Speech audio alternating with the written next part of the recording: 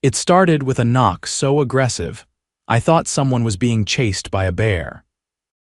I opened the door of my lake cabin, brush sawdust off my jeans, and stare into the overly mascaraed eyes of the one person I least expected to see on my weekend off Alyssa Lancaster, the HOA president from my neighborhood back in town.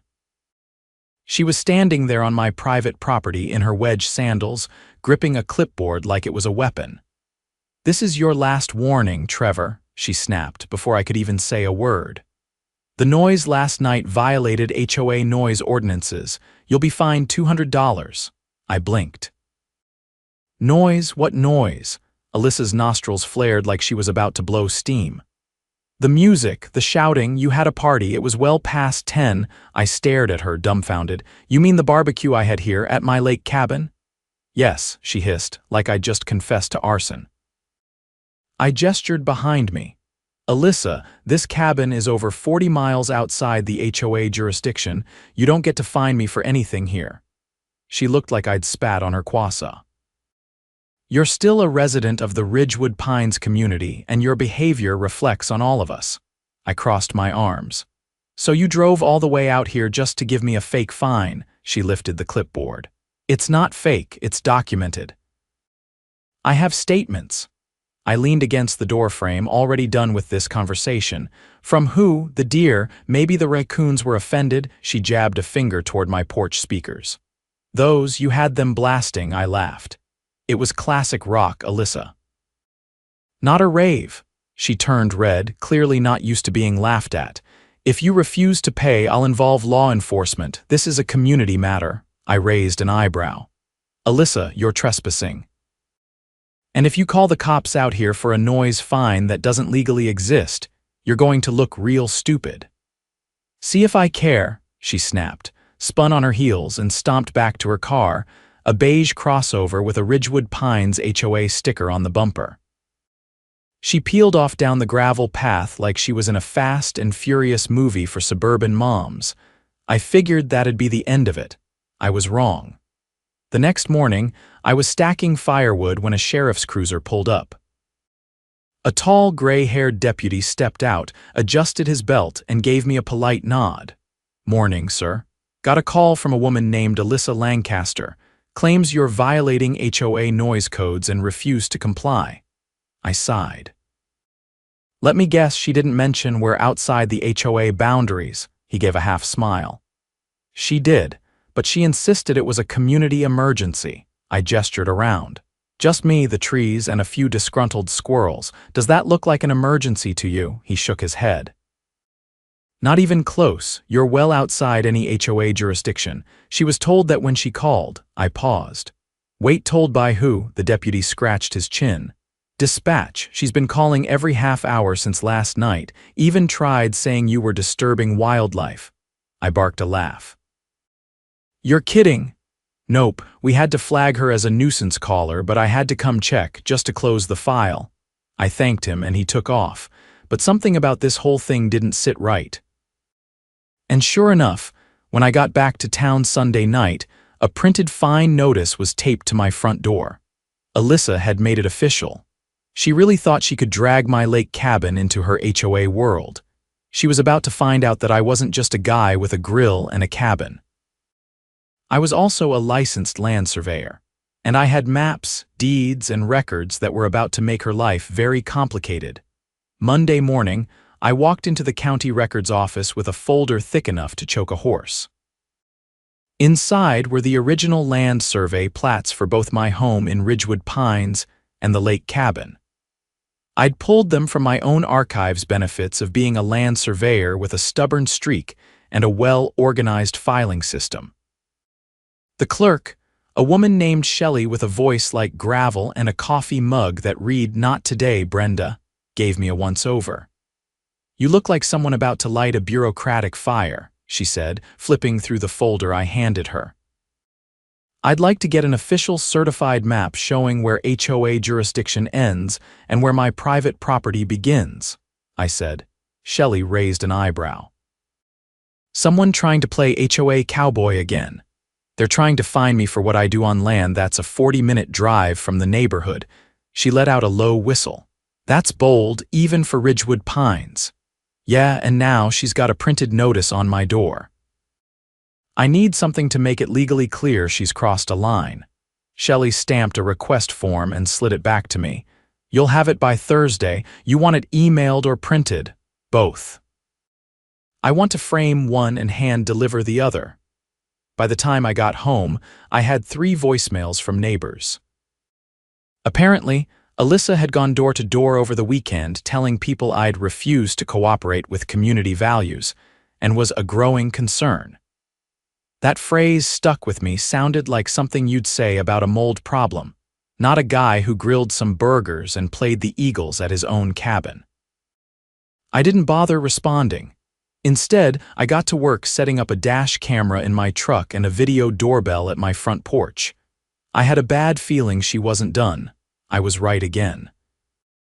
Wednesday afternoon, I came home from a job site to find a landscaping crew digging a trench along the side of my yard. I hit the brakes so fast gravel sprayed into the gutter. I jumped out and stormed over. "Hey, what are you doing?" "This is private property," one of the workers looked up, confused. "We were told to install a drainage line. HOA said it was part of a runoff management plan." My jaw clenched so hard I thought I heard something crack. "Did they give you written permission from the property owner?" He tilted his head. "We have a work order from Ridgewood Pines HOA. It says it was approved by the board."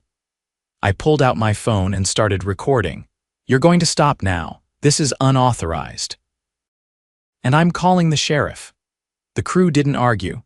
They packed up, clearly not eager to be caught in the middle of whatever this was. I took photos of the trench, which had already cut through my underground sprinkler line. Water soaked through the soil like a bleeding wound. By the time the deputy arrived, I had the footage queued up and the work order photographed. His name was Camden, mid-30s, sharp eyes, and a demeanor that said he didn't like wasting time. "Sir, the crew says they were following HOA instruction. Did you give them permission?" "Nope." "And my sprinkler system's damaged." Camden took a look at the trench, then checked the coordinates on his GPS tablet. "You're well within your own lot boundaries. They had no legal authority to do this." "Can I press charges?" "For the damage, yes, I'll file a report, but the HOA." "Unless we can prove they authorized this knowing it was off limits, it's a civil matter." That was all I needed to hear. Thursday, I picked up the certified boundary map from Shelley. There it was in black and white, my cabin property and my neighborhood lot, both clearly outside any HOA common use zones or easements. I made 3 copies, one for me, one for the sheriff's office, and one for the county attorney. Then I filed a formal complaint for property damage and trespassing against the Ridgewood Pines HOA. But I didn't stop there. Friday morning, I walked into the HOA's monthly board meeting with a folder in hand and a GoPro clipped to my chest. The room was filled with the usual suspects, retired couples, overly tanned dog walkers, and Alyssa at the center of it, all like Queen of the Beige parade. She spotted me and immediately stiffened. "This is a closed meeting, Trevor." I held up the certified map and the complaint forms. "It won't be for long." There was a murmur from the crowd. "I've got video of your unauthorized landscaping crew cutting into my property, a certified survey proving you have no jurisdiction where you claim, and a formal complaint already filed with the sheriff and the county attorney. This is your last chance to retract the fine, fix the damage, and issue a written apology." Alyssa's voice rose. "You can't just march in here and make demands." I looked at the board members. "She sent crews onto my land without permission. That's criminal trespass and destruction of property. If she did it in your name, you're all liable." One of the board members, a wiry guy with a perpetually nervous blink, cleared his throat. "Alyssa, did we approve any work orders for that address?" She didn't answer. I turned to the crowd. "If she's willing to do this to me over a barbecue she didn't like, what do you think she'll do when one of you crosses her in a way that actually matters?" That hit home. I saw heads nodding. A woman in the back whispered something to her husband and crossed her arms. Alyssa's mask cracked. "This behavior is exactly why you're a problem resident," I slid a copy of the county map onto the table in front of her. And this is exactly why you're about to have a real problem of your own.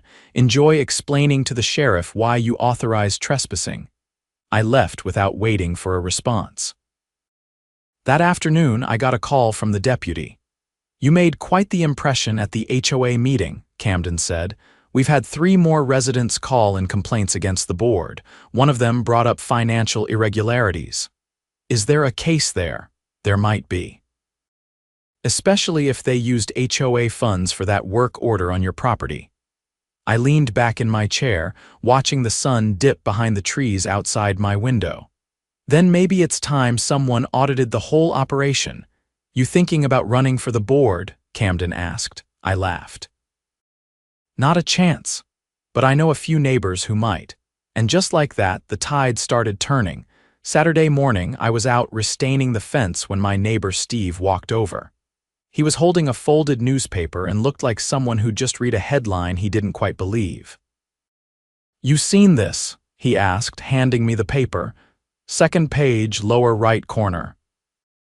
A small column with the heading, Local HOA President Named in County Investigation.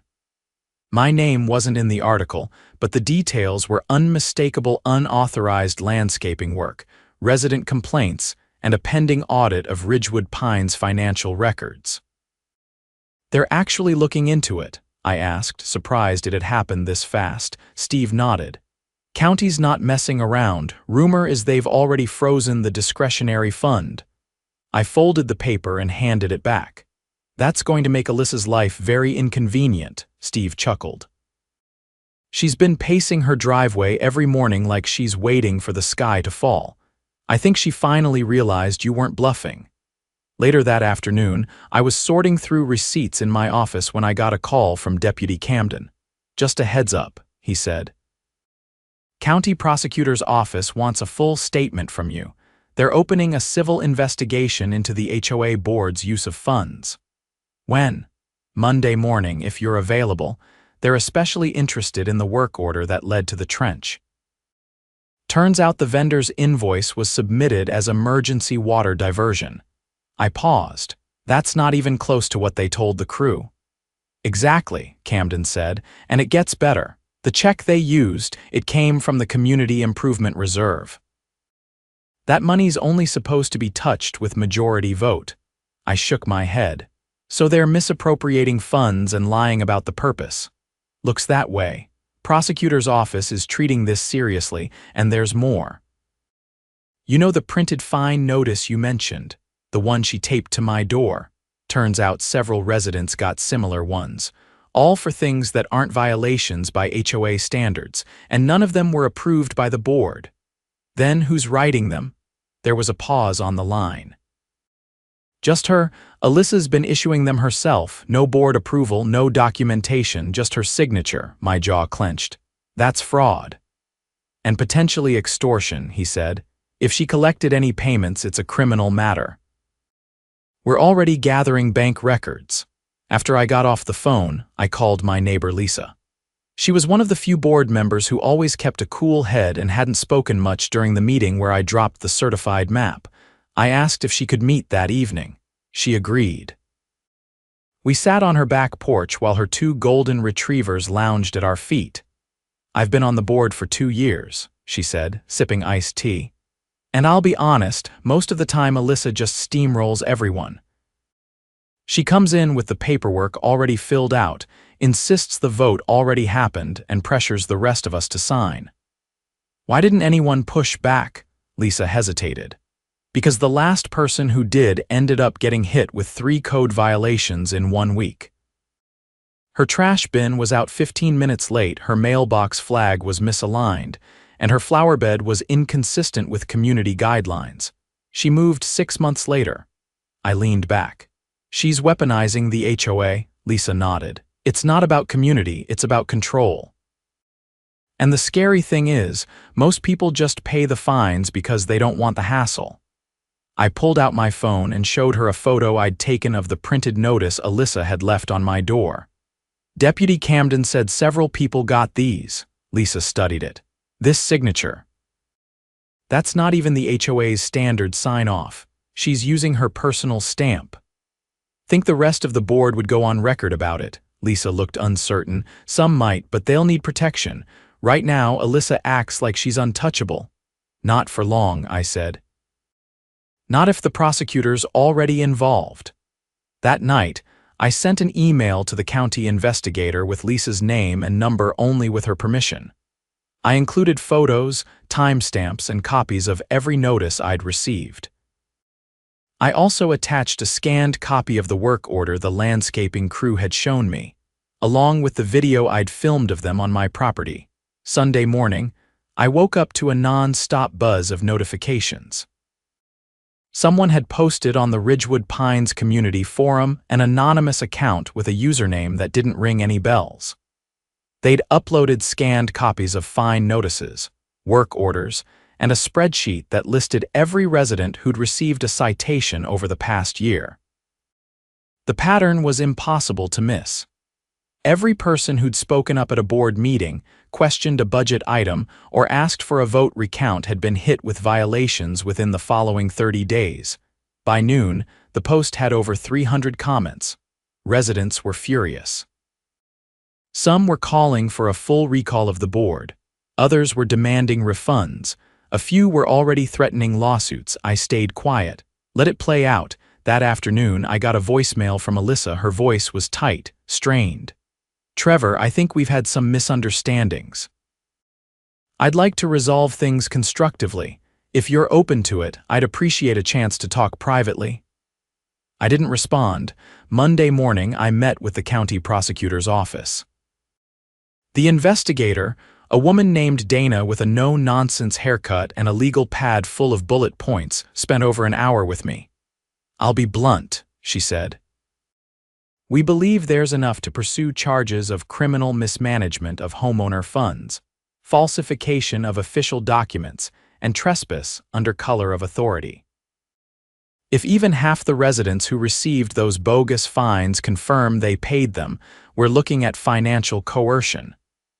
Will the board be held responsible too? Dana shook her head. Only if they signed off knowingly. But from what your neighbor Lisa told us, it sounds like Alyssa kept them in the dark. That works in their favor. What happens next? We're issuing a cease and desist to the HOA. No more fines, no more enforcement actions until the investigation concludes. And we've already requested Alyssa's resignation. I left the meeting with a copy of the cease and desist order and a strange sense of peace. It wasn't over, but it was finally headed in the right direction. By Wednesday, a notice was posted on every mailbox in the neighborhood. The HOA board was suspended pending investigation. Alyssa's name was absent from the contact list. An emergency oversight committee had been appointed by the county to manage essential services. Later that day, I saw Alyssa for the first time since the board meeting. She was loading boxes into the back of her SUV, sunglasses on, face pale. She didn't look angry anymore, just hollow. She didn't acknowledge me. I didn't expect her to. I walked past without saying a word, a quiet satisfaction settling in my chest. Not because she was leaving, but because justice had finally caught up. And for the first time in a long while, Ridgewood Pines actually felt like a community again. The leaves were just beginning to turn gold around Ridgewood Pines when the final blow came not with a bang, but with a thick, unassuming envelope that landed on every doorstep in the neighborhood. Inside, a letter from the County Office of Civil Oversight, a formal notice of dissolution proceedings for the Ridgewood Pines Homeowners Association. The language was dry, but the meaning hit like a thunderclap. The HOA, as it had existed under Alyssa's control, was finished. The county's investigation had uncovered what they called systemic misuse of authority under the pretense of community governance. In plain English, Alyssa had been running the HOA like a personal fiefdom, and now it was being taken apart piece by piece. I found out the full scope of it that afternoon during a scheduled debrief with the lead investigator, Dana. We met in a quiet county office just outside city limits, where she laid out everything they had uncovered since the audit began. She created a shell vendor account, Dana said, tapping a manila folder with neatly labeled tabs. Filed it as Property Upkeep Solutions. Used it to funnel payments for fake maintenance jobs, things like wildlife mitigation and seasonal soil balancing. None of these were real services. The invoices were fabricated, all signed by her, I asked. Every last one. She listed herself as the community liaison, and the payments went to a checking account in her maiden name. I leaned back in the stiff metal chair, the fluorescent light buzzing faintly above us. How much did she take? Just over $38,000, Dana said, spread across 22 bogus work orders. And the board didn't know. She kept them in the dark. Most never saw the full financial reports. She'd summarize them at meetings, never hand out the originals. She get arrested? Dana gave a curt nod. Taken into custody this morning, she's being charged with embezzlement, wire fraud, and criminal trespass. Bail was denied. I had to sit with that for a second. It was one thing to know she was corrupt, it was another to realize just how deep it went. She's also being sued by 3 residents, Dana added. They paid those fake fines. And there's talk of a class action. Outside the county office, the sky was heavy with clouds, but the air felt lighter than it had in weeks. I drove back through the neighborhood slowly, watching as people stood in driveways, reading the county letter, talking in hushed tones. There was no outrage this time, just quiet relief. At home, I pulled the printed letter from my mailbox and added it to my growing file. Then I went to the garage and opened a box I hadn't touched in years, my old land use law textbooks from college. I'd kept them for sentimental reasons, but now they had a new purpose. 2 days later, I hosted a meeting in my backyard. Word spread fast, and nearly 30 residents showed up, some with folding chairs, others with notepads, all of them hungry for something Ridgewood Pines hadn't seen in years: transparency. I stood by the fire pit, a whiteboard propped behind me, and laid everything out. We've been living under a system built on threats and silence, I said. That ends here. The county's giving us a choice. We can let them appoint a long-term administrator, or we can rebuild the HOA from scratch with a new charter, new bylaws, and total oversight. Why even keep an HOA? Someone asked from the back. After all this? Because we still need infrastructure management, I said. Snow removal, trash contracts, emergency road repairs. But we don't need a dictator pretending to be a president. We need a cooperative. Steve raised his hand.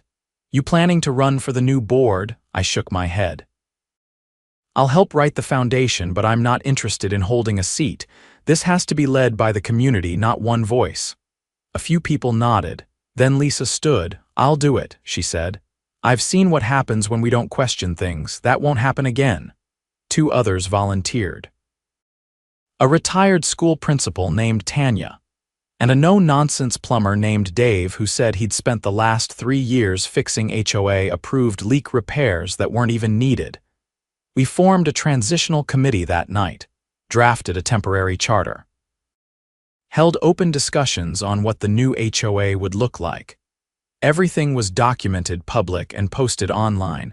And just like that, the neighborhood began to heal. 3 weeks later, I got a call from Deputy Camden.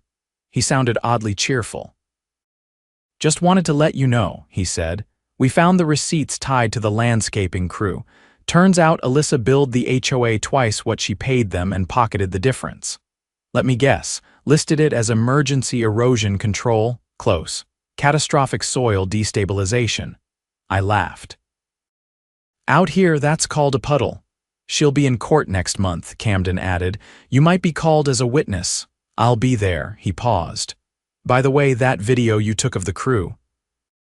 It's being used in a training presentation for junior deputies. Glad I could contribute to local education. After we hung up, I went out to the porch and looked across the street.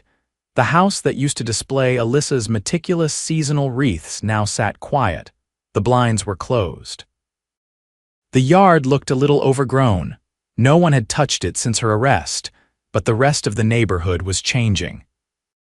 The block over, kids chalked up a brand new hopscotch grid on the sidewalk, something Alyssa used to fine people for, claiming it altered the visual harmony.